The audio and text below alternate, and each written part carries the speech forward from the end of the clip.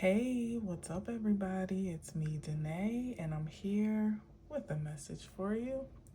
Hello, everyone. Happy Wednesday. It's November 26th.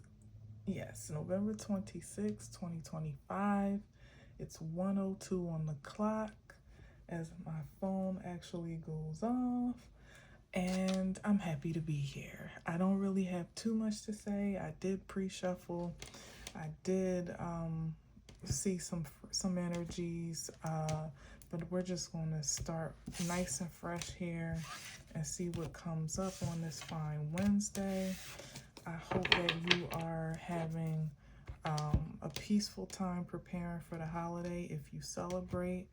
I hope that you get some rest either way. It's always nice to have some rest when everybody else is partying, if it's not your thing. Yeah, and side note, just to share, I'm really excited that today finally is the day that Stranger Things comes back for its 5th and final season. My son and I have been eagerly awaiting this day. It seems like it's been an eternity, and now it's here. So we'll probably be tapping into that at some point between today, tomorrow, or this weekend. We'll probably binge it. If I can help it, I probably will, because I love to just watch back to back. But just the FYI, in case maybe you weren't on alert for it, and if you're into Stranger Things, here it is. It's finally here, and this is the last season, so I hope it's a good one.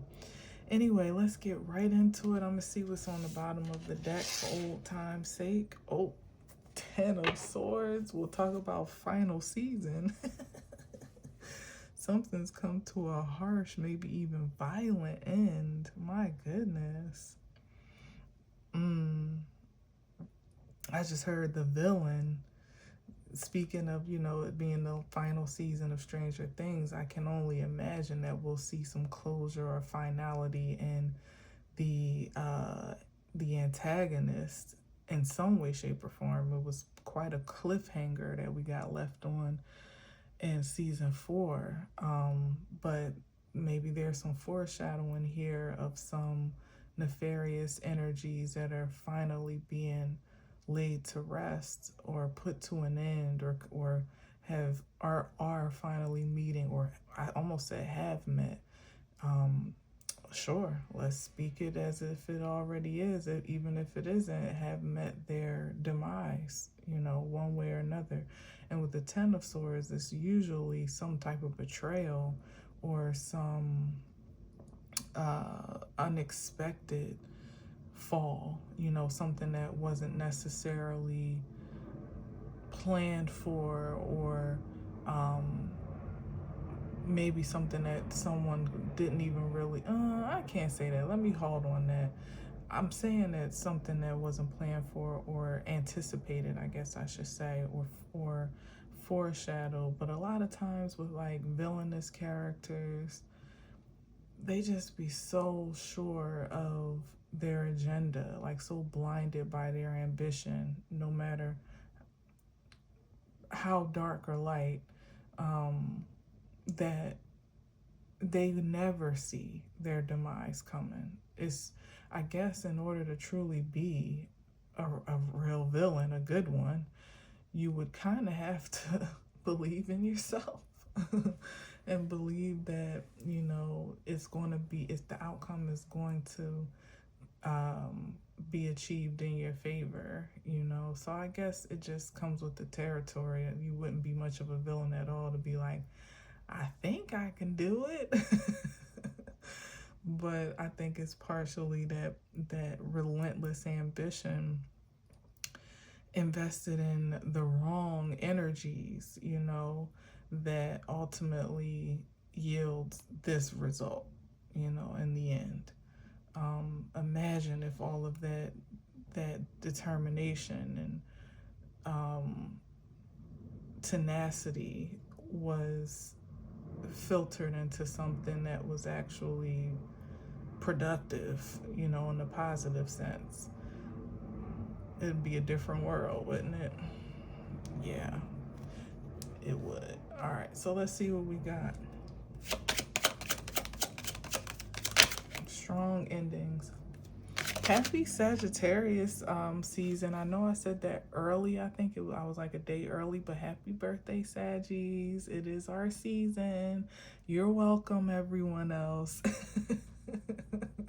We know you love this beautiful, abundant energy, whether you admit it or not, because some people can be very on the fence, like either love or hate a Sag sometimes, even though ultimately you still can't help but love us. Even the worst of us, it's still, we still just kind of have a way, of growing on you or leaving a mark.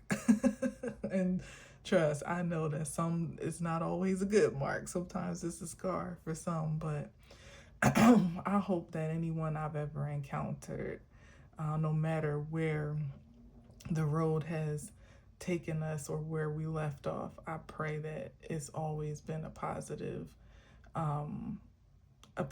memory, like a positive, I don't know, like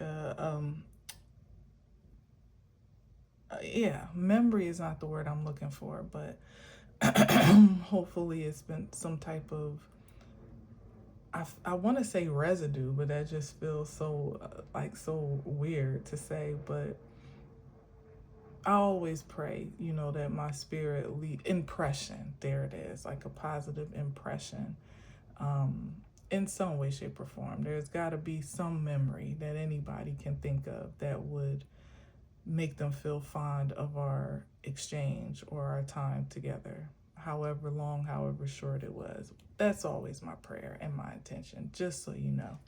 Just a FYI.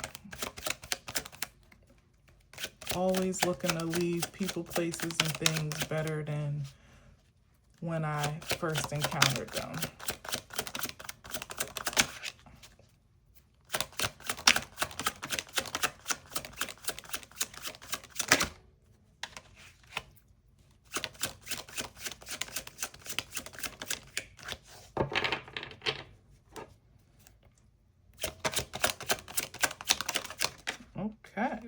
Okay.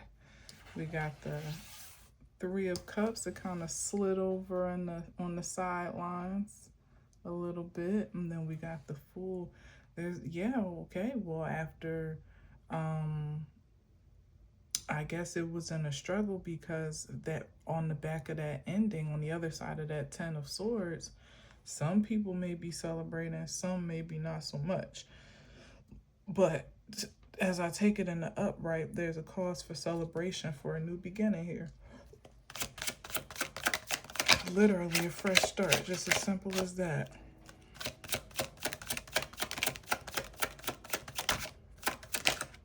Oh, did I see the World card? Yep.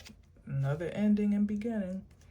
Some cycle has been completed, and it was a long, hard, challenging one, is what I'm getting. Oh, wow. 10 of Cups. Come through, Spirit. There's some happy, I would say happy ending, but let's say happy new beginning on the horizon. Or a beginning that leads to a happy ending. What was that? The Moon card. And it could be something that hasn't quite been, that you may not even see coming yet, or that hasn't been quite revealed in all its splendor. And there may be a hint of, I sense like a hint of anxiety, maybe even eagerness about what's next. Maybe not being able to really see your hand in front of your face at this time for the fog. But rest assured, there's some things that have definitely been brought to an end and a close. This is not going to, I'm hearing it like it's not going to be another sequel of Stranger Things, another season of Stranger Things. This is the finality of all of that. That's finally being put to an end, as this horn just keeps getting louder and louder.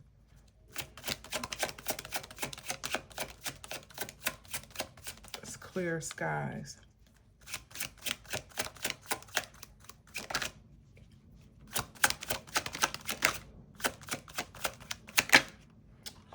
my goodness. Come through. This is not going to be long at all. I'm going to tell you right now.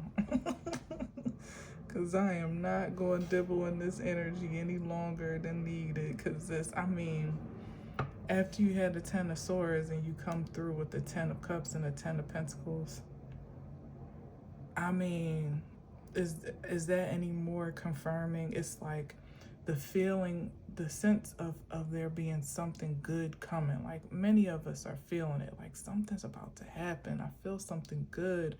And you may even have had some contention with adverse energies that you know aren't yours, but at the same time, it's weird, because, and it's very similar to the movie in a lot of ways, like if you know, you know, but where you have these,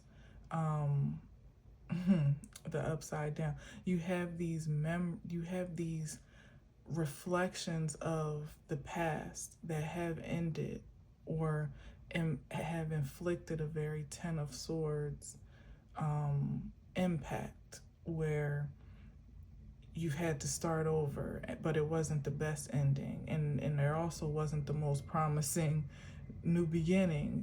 At least it didn't feel so full and wholehearted as it was just really picking yourself up and dusting yourself off, to live another day.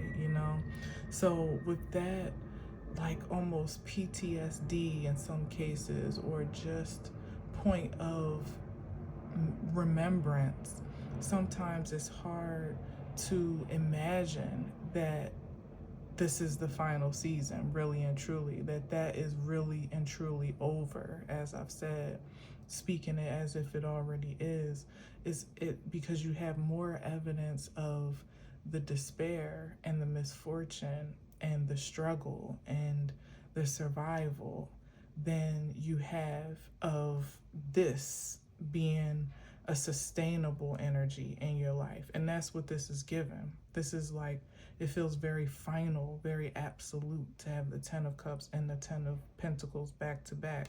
And this being like almost the new normal. It doesn't, there's no evidence for this, really. You may have had spurts of good luck and good fortune that felt satisfying for a time, but often from many of us, it's been a short-lived satisfaction, or a short-lived security, a little splash of happiness here, a little splash of contentment here, a little splash of extra income or money there, a little windfall over here, but it's never been in such a way where you feel like it's here to stay, or you felt safe to believe that it's here to stay.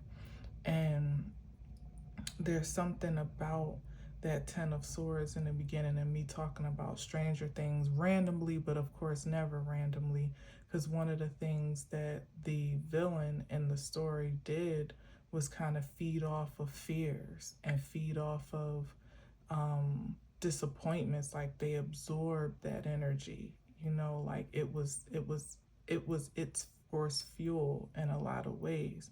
And then it perpetuated that energy by being the source of fear, so that it continued to feed itself. And it seemed almost indomitable. And even up until the last season of season 4, it's like, for all of the forces that came together to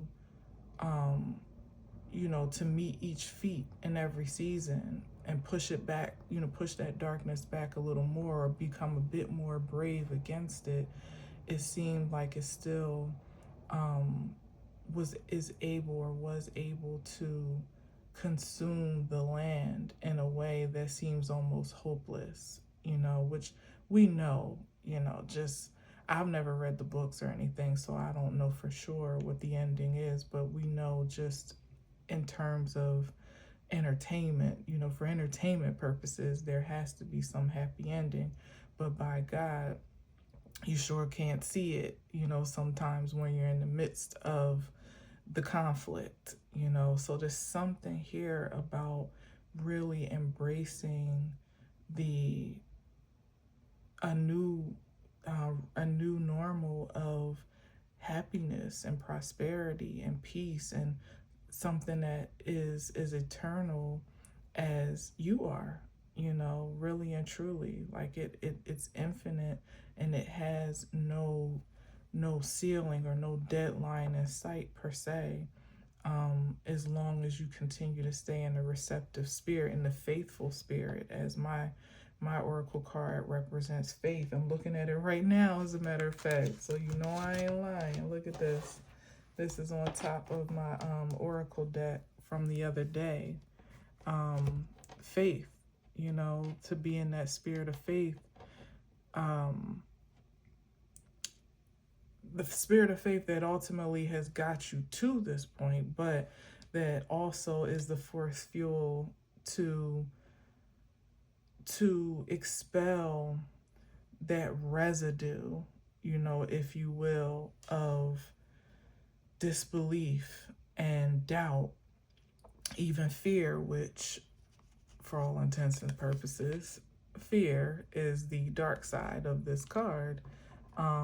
That just kind of come with the territory of being in situations where you had every reason to doubt and every reason to fear, because it was just a perpetual cycle of the same bullshit every time, So anyway, let's see what else we got after this Ten of Cups. But there's some abundance in love, perhaps, and relationships and friendships and creativity, certainly in the material form, whether it be in energy, ideas, opportunities for advancement, money, let's just call it what it is. Perhaps acknowledgement and, like a patronage even for your business. So as my phone is lighting up at 119, the opposite of 911. See what I'm saying? It's like the upside down of the upside down, where everything is a 911 urgent situation. So it seems we're always being on guard, defensive, protective about your energy and, your fortune.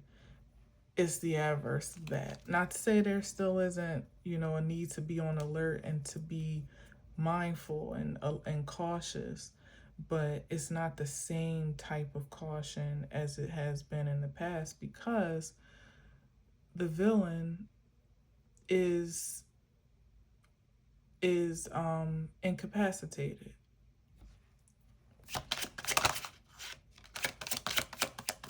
And honestly, the weapon has been by faith. That's been the shield and the sword. It's been the faith. That no matter how dark it gets, there's always, like I said, that Ten of Swords hits, you get up, dust off, keep going. What's next? What did I learn from that? How can I grow from that? How can I move forward? You can't keep a good woman or a man down in that regard, no matter how many times you hit them with the he. Hit you with the he. Yeah.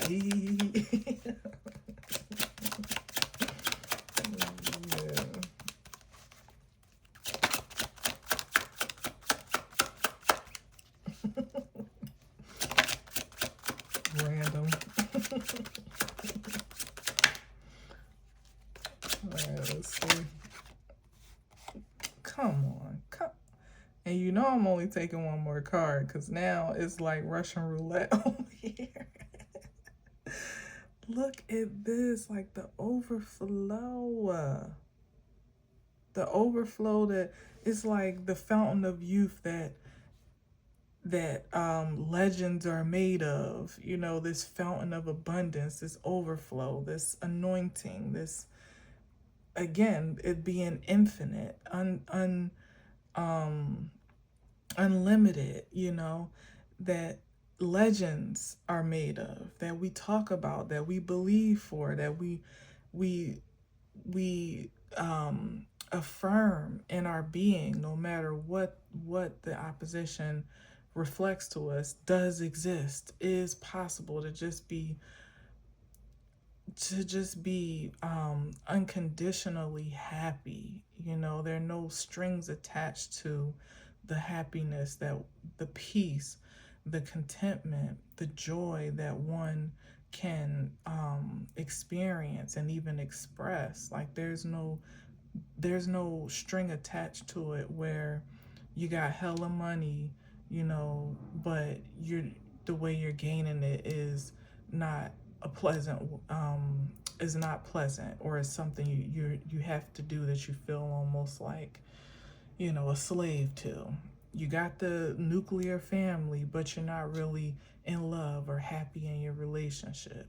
You know, you have um a job, a great job, but it's not really your passion. You have a beautiful home, but you're killing yourself to afford the lifestyle, you know, or afford your bills or whatever, your mortgage, whatever the case may be. This is not that type of happiness. It's unconditional. It's unconditional. It's literally like the holy grail, you know, where it you'd be hard pressed to find someone. Because even when you consider, you know, when you look at certain like idols by society, i.e., celebrities, think about your Beyoncés, your Jay-Z's, your athletes, you know, anybody that has reached a certain pinnacle of so called success, the coveted type of success that most people dream to have or fantasize to have. It comes with such a great cost, you know? There's nowhere that Beyonce could go where her face card wouldn't probably get her more than what she can afford to even buy on her own. You know, like people are probably throwing stuff. Here, try this, have this, just to be, you know, in affiliation or connection with her energy. Yet and still, honestly, don't feel like, I don't know. I'm seeing a sadness in her face lately, a tiredness, an exhaustion in some of her pictures. Where it's funny because I saw a couple pictures of the F1. Just scrolling on YouTube, one of the fan pages that posted her at the F1 race or whatever the hell that is, in this like leather motor suit or whatever, with her boobs like hanging out of the thing. And I was just like, really? Like, do we really need Beyonce to do all that? Like, you're Beyonce. Why you gotta have your titties out on display?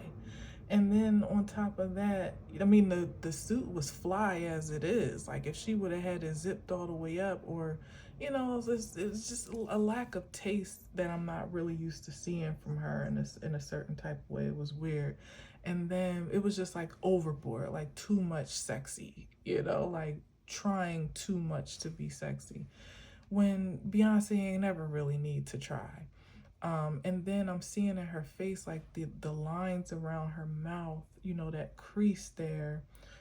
She wasn't really smiling, but or there was a picture when she was smiling, but there was something in that mouth area that just seemed fatigued, like tired, sad to me. It wasn't reading the vibrant, you know, Beyonce that we're used to seeing.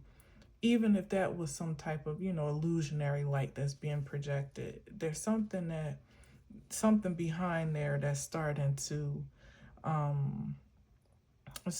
show itself, you know, needless to say. And then I was looking at another random other scroll that popped up, was like an old Beyonce interview when she was real young, like when she had just pretty much like started out in her solo career, and there was so much light in her eyes and her smile. And of course, she's younger, so you know, Beyonce still looked damn good for her age. Let's not get it twisted. For everybody's age, but it was a different frequency then.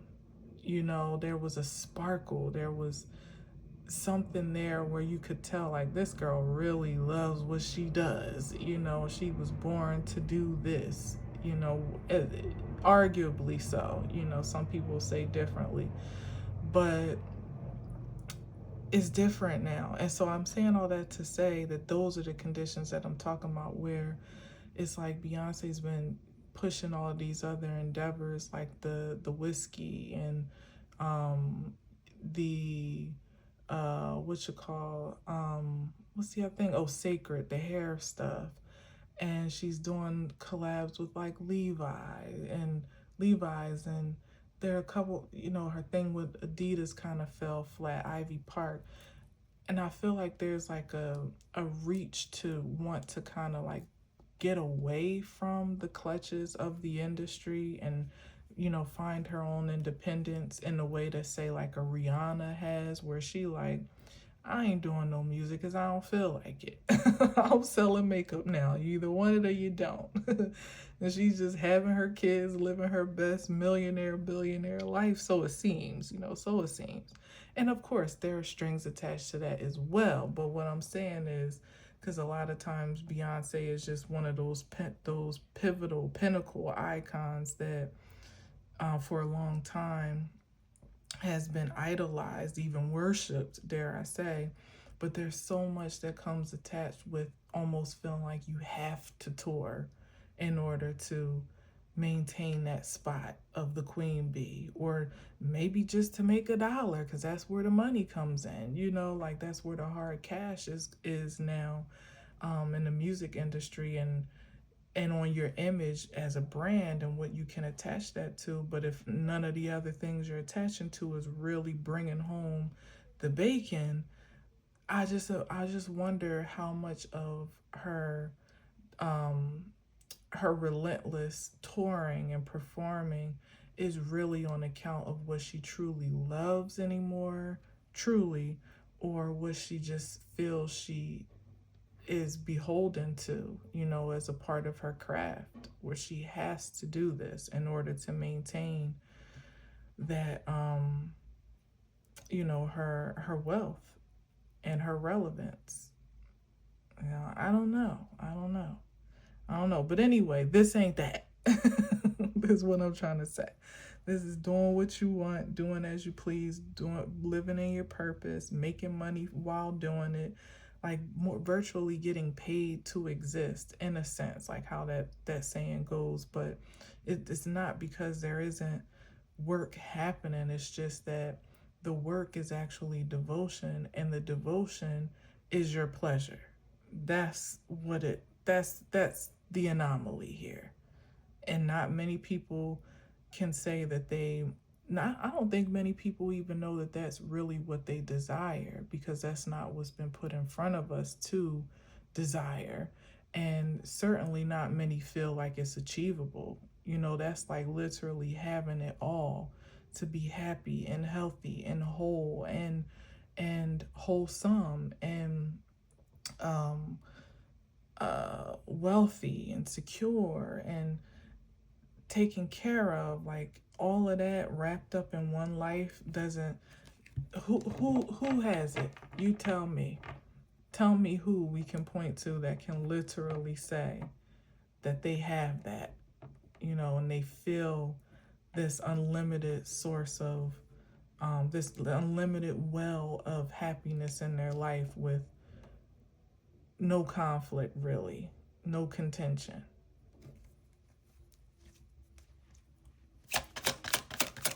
Yes, please. I'll have another. Give me that in this life and the next and the next and the next and the next, please.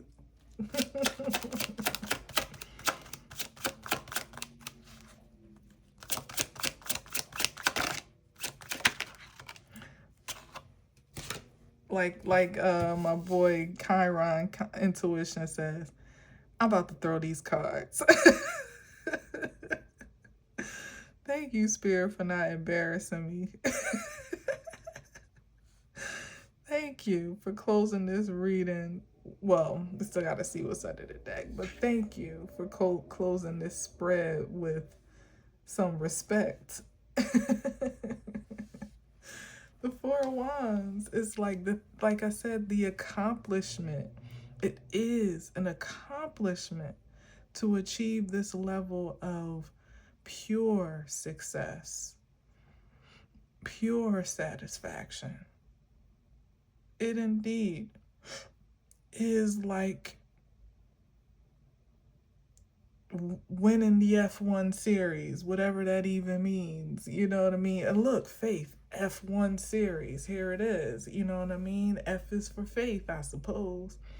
It's like you cross that finish line, or you crossing it, but again, to speak it as if it is, because that's what faith is. And there clearly has been some work behind that faith, or we wouldn't be having this conversation right now. Um, this is the congratulations. This is the achievement of the ideal life. And it's like with the Four of Wands, not only is it there's a certain like sense of accomplishment here and success, but there's always there's also always hell. Let's take that too. Thank you, Spirit. The infinity aspect of it. There is also an implication of security, like safety. This is sanctuary. This is impenetrable. This is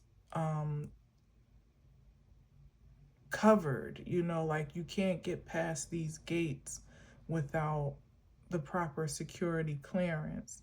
Certainly not to disrupt this great fortune here, and not to infringe upon it either, not to steal from it, not to or influence it. Like this is the type of encounter where you would be influenced, you would be inspired by coming into contact with this type of frequency, one way or another, hopefully in the upright, to aspire to have it in your own regard. And of course, there's always the provocative aspect of it, of jealousy and envy, but those are the energies that ultimately, Ten of Swords, weed themselves out, put themselves out of their misery in some way, shape, or form. This is amazing. Happy life, happy wife, happy husband, happy children, prosperous establishments in the intimate sense, in the professional sense, creatively, wealthy, thriving portfolios, perhaps generational wealth. Again, happiness that is like, fulfillment is an understatement. Fulfillment is an understatement with this message. It's like love overload, light blinding, like it's just too much goodness. No wonder it's a cause for celebration. And like I said, you wouldn't be alone to almost be in disbelief about this type of projection of prosperity, because like I said, it's not anything you could have evidence for, like, oh yeah, well, I remember that time, so I know, like how we used to say in church, if he did it before, shout out to peace to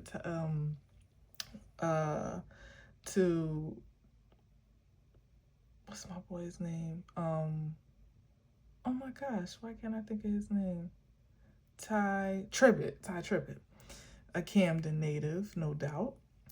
If he did it before, he'll do it again, and yeah, like that Ten of Swords is that evidence, like, well, I've been down before, so I can get back up, but it almost evokes a cycle in you of constant struggle, and then again, that PTSD, or that residue, here it is, of always bracing for the upheaval, or bracing for the comeback or whatever, the recovery. But what happens when that's no longer your story? how does that life get to look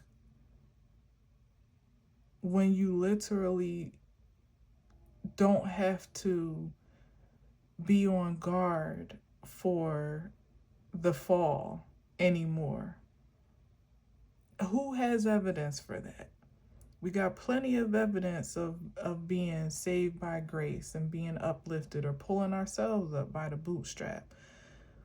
But there's not a lot of evidence for that sense of achievement or that sense of victory. And what's the word that I'm really looking for? Not victory. Yes, victory, but there's something else like this. It's a word that I want to hear. Hold on. To be sustained, like, okay, this is it. It's always like almost as soon as you get on your feet or start to get your balance straight, there could be something else. I'm not really seeing it here per se, but let's see, is it achievement? Triumph. Thank you.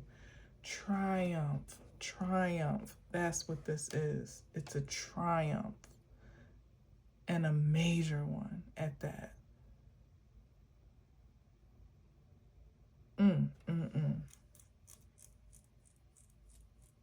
Isn't that a Wu-Tang song? Is that that Wu-Tang song? When they all came back. Let me see. Yes. I love that song too.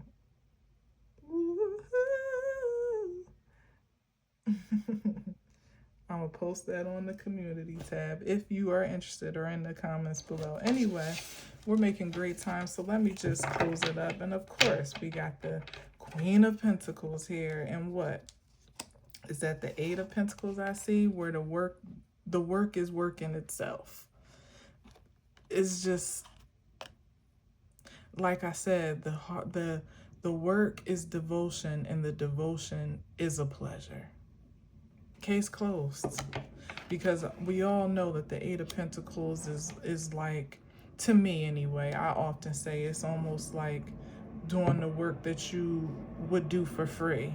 Like it's your passion. It's something that you love to do. Like you just burn the midnight oil creating, producing, because you love it so much. Like that's more of the reward than even the money itself. And then we have the confirmation here with the Queen of Pentacles, who is primed and poised to receive the fruits of her labor, which again is just pure devotion.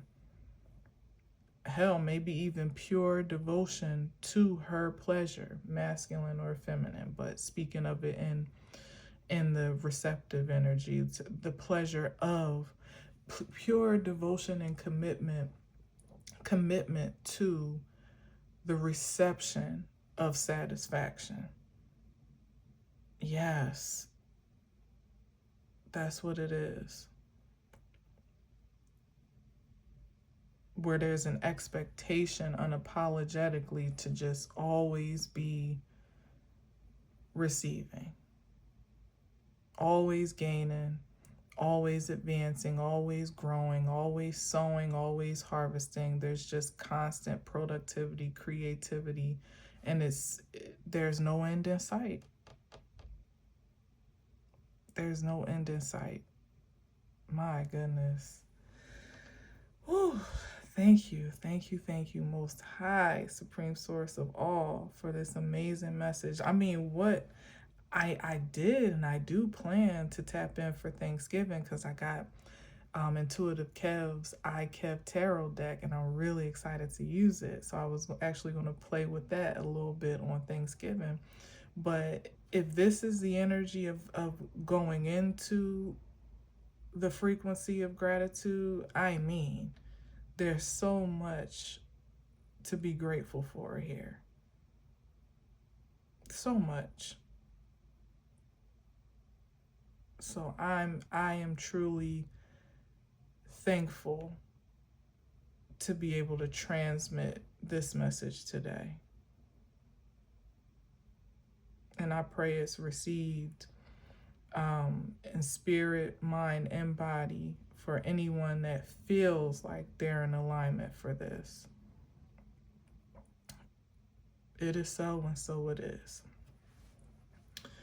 All right, so I'm gonna leave it there. Thank you for listening. Thank you for watching. Until next time, as always, I leave you with peace.